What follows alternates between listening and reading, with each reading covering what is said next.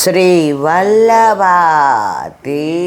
કી જય, ગિરિરાજ ધરણ કી જય, શ્યામ સુંદર અમને મહારાણી કી, શ્રી ગુસાઈજી પરમ દયાળ કી જય, હે ગોકુલ નાથ કી જય, દાવ દયાળ કી જય, શ્રી નવનીત પ્રિયા લાલ કી, अपने माथे विराजता सेव्य स्वरूप की बधाई वैष्णव ने जाजा કરી જય શ્રી કૃષ્ણ.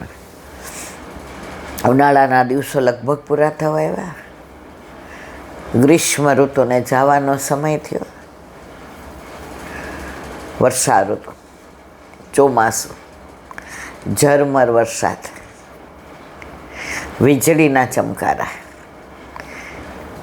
વાદળનો ગડગડાટ, મોરનો ટહુકાર, કોયલનું કુહુ કુહુ, પપીહાનું પીહું પીહું. ચારે બાજુ વાતાવરણમાં પહેલા વરસાદની માટીની મહેક અને હજારો કરોડો અબજો એસી મૂક્યા હોય એવી ઠંડક. પ્રભુ ચાહે સોહી કરે. આપણે બહાર નીકળ્યા હોય ને આપણે ઈચ્છીએ કે અહીંયા ઠંડક થઈ જાય, થાય ના થાય. પણ ઠાકોરજીએ જોયું કે હવે બહુ તપ્યા, હવે બહુ ગરમી લાગે છે. 10 મિનિટમાં એવો વરસાદ પાડી દે કે વાતાવરણની અંદર ઓલી 50માંથી ને 30 ડિગ્રી થઈ જાય. અને ઘરે આવે એટલે એમ થાય ગરમ પાણી આવતું હોય તો સારું. જે સવારે ગરમ પાણી વગર ગીઝરે આવતું હોય આપણાથી સહન ન થાય, કારણ કે આખી રાત એટલી ગરમી થઈ હોય અને સવારે પાણી તપી ગયું હોય અને એ નાહવાનું કે બ્રશ કરવાનું આવે ત્યારે એમ થાય અરે યાર રેખો. પણ અત્યારે ઓટોમેટિક સવારે નાહવા કે બ્રશ કરવા જાય તો પાણી એટલું સરસ ઠંડુ આવે. તો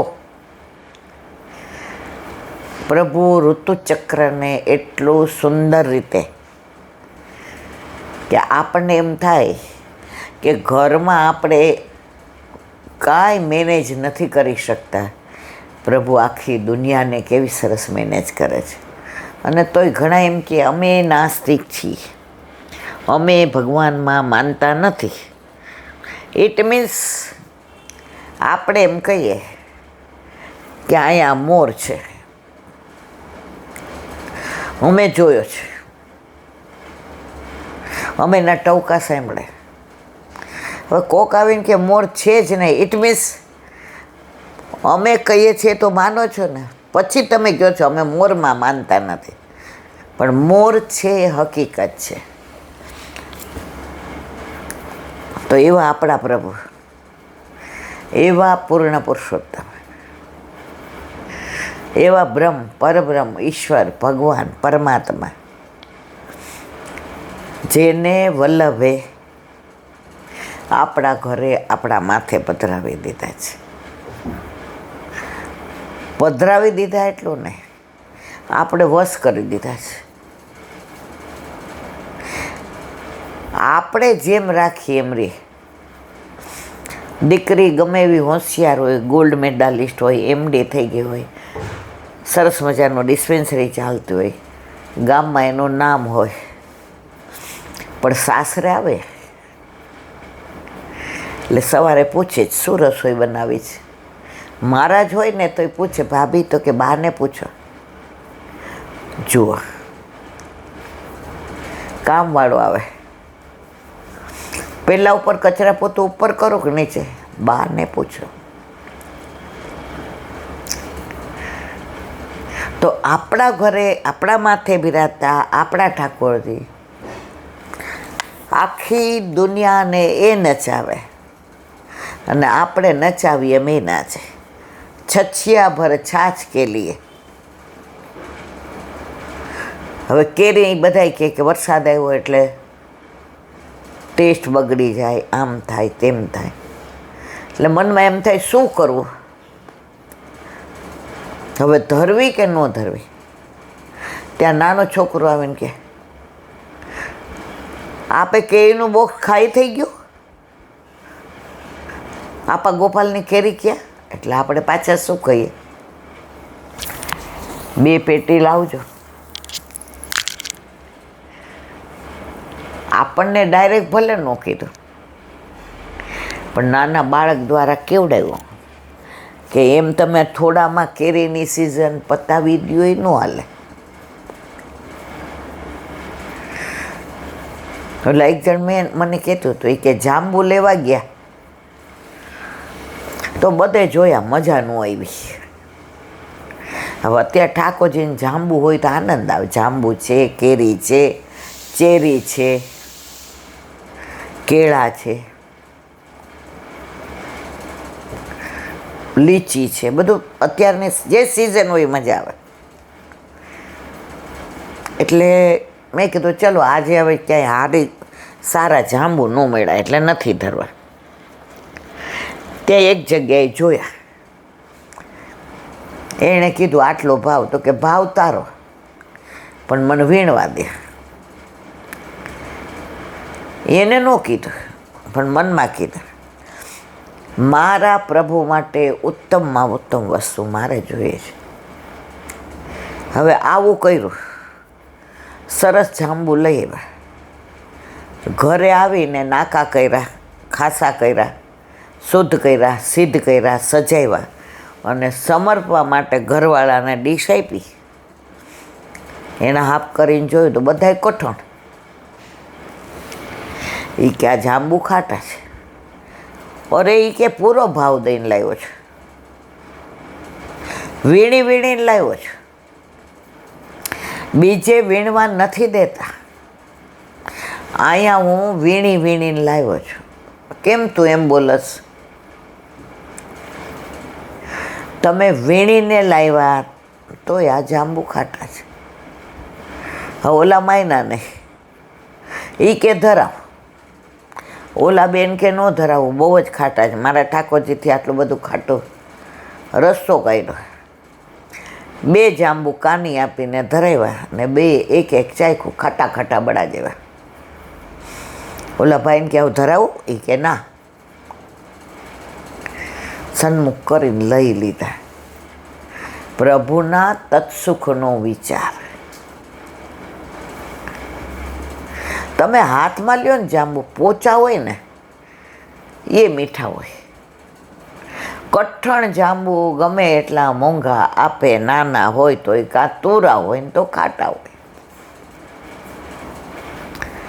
ઘણી વાર કેવું આપણે રોજ ફ્રૂટ લાવતા હોય તોય લેતા ન આવડે આપણને. પછી ઘરમાં બોલે કે આવું લવાય, એટલે આપણે કહી તો તમે લઈ આવજો. પણ બધાનો વિચાર એ જ છે કે પ્રભુને ઉત્તમ વસ્તુ ધરાવી. પછી આપણી જીદને લીધે પ્રભુને આપણે ખાટી કે ખોરી ધરાવીએ. પ્રભુ તો બોલવાના નથી, પણ આપણો હાથમાં ડંખશે. ખાટું ખોરું કેજો, વાલા જોઈએ તે માગી લેજો. આરોગજો પ્રભુ પ્રેમ ધરીને, મારી વિનંતી છે ઘનશ્યામ. સ્પષ્ટ કહી દીધું, ખાટું ખોરું હોય તો એક બાજુ મૂકી દેજો. આ મર્યાદાનું છે. પણ આપણામાં તો વલ્લભની કાની આપો, પણ જેવું હોય તોય અરોગે. ઓલા માજીની વાત મેં અહીં કરી હતી 2-4 મહિના પહેલાં, ભગવદીયને. કાકડી હોય, તુરિયું હોય, ગલકું હોય, એ બધું ખરું કરવાનું. ખરું કરવાનું એટલે શું? ચાખીને થૂકીને ગોગળા કરી નાખવાના સન્મુખ કરીને. હવે એ માજીને તેની તબિયત બરાબર નહોતી, એટલે કાકડીનું રાયતું બનાવ્યું સરસ. કે આજે ઠીક નથી, તો ખીચડીને કઢી અને રાયતું ને 2 રોટલા. અત્યારે હવે મારામાં ત્રેવડ નથી શાક લેવા જવાની, કે આવીને ટોકરી કરીને ટૂંક કરીને એટલે સરસ રાયતું બનાવ્યું. હવે તાવ હતો એટલે ખરું કરતાં ભૂલી ગયા. હવે ભોગ સરાવ્યો. વિચાર કર્યો કે આ રાયતું ખાવ કે ના ખાવ તાવ, તો મારા પ્રભુ આરોગ્ય એટલે આ રાયતું પ્રસાદ છે, ખાવાનું નથી. તો પ્રસાદથી મને કાંઈ ન થાય. સૌથી પહેલું એણે રાયતું મોઢામાં મૂક્યું તો કડું કડું ઝેર જેવું. કાકડી ખરી કરતાં ભૂલી ગયા. એણે કોર લઈ લીધો અને આખો દિવસ રાયતું જ ખાધું, બીજું કાંઈ નહીં. કે મારા પ્રભુને આ કડવું ખાતા કેટલો શ્રમ પડ્યો હશે. રાત્રે એની વહુએ કીધું, બા હવે રહેવા દ્યો, પિત્ત થઈ જશે, આટલો તાવ છે, તમે પાછા કાંઈ ઓલું કડું કર્યાતું સિવાય કાંઈ લેશો ને. માજી કે મારા પ્રભુને કોઈએ પૂછ્યું તમને શું થાય છે? એમનો તો મુખારવિંદ કડવું જ રહેશે ને. પછી તો ઘણા મનુહાર કરાવ્યા, પણ એકવાર કડવું તો પ્રભુના મુખારવિંદમાં ગયું ને. એમ આપણે કોઈ પણ વસ્તુ બહારથી લાવીએ, ઘણા એમ કે ત્યાં બહુ મોંઘું હતું, અલા પણ તમે 4 લાવતા હો તો 2 લાવો, સસ્તું ના શોધો. પ્રભુએ તમને ઘણું આપ્યું છે, ન આપ્યું હોય તમારે ત્રેવડ પ્રમાણે 4 નથી લાવાતું તો 2 લાવો, પણ ઉત્તમ લાવો. હમણાં એક જગ્યાએ મર્યાદા માર્ગમાં જાંબુનો, એટલે આ જાંબુ ફ્રૂટનું, એને કેરી ધરાવી હતી. તો ઓલી બદામ કેરી જે સસ્તામાં સસ્તી આવે, અત્યારે કેસર ઉત્તમ આવે છે, અને આટલા કાળા જાંબુ આપણે તો લઈએ નહીં મર્યાદા માર્ગનું કશું. એટલે હું એમના ઘરે કામથી ગઈ હતી. મને કહે લ્યો પ્રસાદ. મેં તો મારે કેરી તો મનાય છે, અને જાંબુમાં સેજ ખટાશ હોય તો મારે તો યુરિક એસિડ છે એટલે મારે ન ખવાય. મને કે છોકરો માટે લઈ જા. એની બહુ અંદરથી બોલી,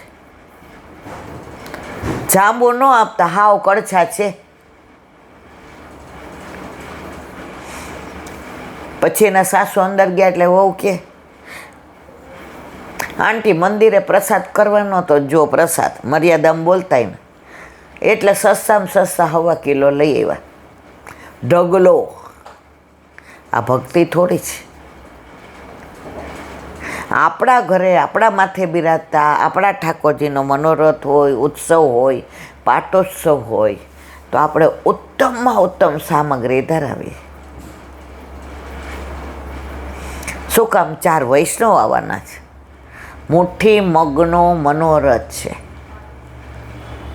વૈષ્ણવ આરોગ્ય એટલે ઠાકોરજી પ્રસન્ન થયા વિના રહીને. તો ફેર આટલો છે.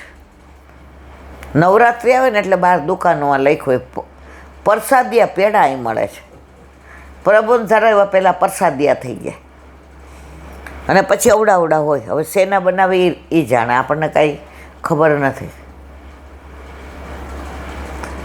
ઘણી દુકાન લેવા જાય ને એટલે હવન હોય.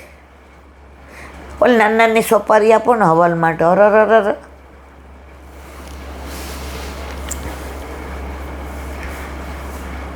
થોડું કરીએ પણ સારું કરીએ. આપણે આપણા ઠાકોરજીને ક્યાંય જઈએ તો એવું ન કહીએ ઠાકોરજી માટે છે તો સારું આપો. ભાઈ હારામાં સારું બતાવજો, 2 પૈસા વધુ થાય એનો વાંધો નહીં. હમણાં એક વૈષ્ણવ મને એવું કહેતા હતા, એ કે મારા મિસિસને મારે કાયમ મેવા માટે ઝઘડો જ થાય. એટલે મારા મિસિસ એમ કે ઉત્તમ વસ્તુ લાવો, ઠાકોરજી ઉત્તમ વસ્તુ ના ભોગતા જ. પણ ઈલાબેન એ કે મારા મનની વાત મેં એને કહી દીધી કે હું જ્યાંથી લાવું છું ને એ બિચારા ગરીબ લારીવાળા હોય છે, તો એનું વેચાતું હું લઉં તો એને 2 પૈસા મળે ને. અલા ભાઈ, એને 2 પૈસા મળે, એમણા આપણા ઠાકોરજીને કચરો ખવડાવવાનો? કાંઈક તો તમે તાત્વિક પેલો વિચાર કરો. પછી મેં શું કર્યું, એ કે પછી લઈ આવે ને એ બધું હું સન્મુખ કરીને મૂકી દઉં. મારો દીકરો ઉત્તમમાં ઉત્તમ વસ્તુ લઈ આવે. એ કે તમને આજનો જ દાખલો આપો,